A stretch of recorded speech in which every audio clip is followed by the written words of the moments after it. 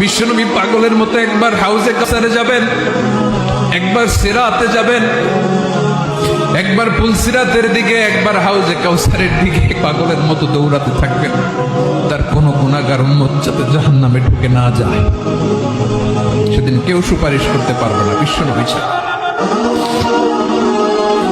এজন্য 5 নম্বর আল্লাহ বললেন, মান যাল্লাযী ইয়াশফাউ ইনদাহু ইল্লা বিইযনিহি। কার সাহস আছে, কার এত বড় বুকের পাটা কিয়ামতের কঠিন দিন আল্লাহর সামনে দাঁড়িয়ে সুপারিশ করবে? কারো ক্ষমতা, কারো ক্ষমতা নাই।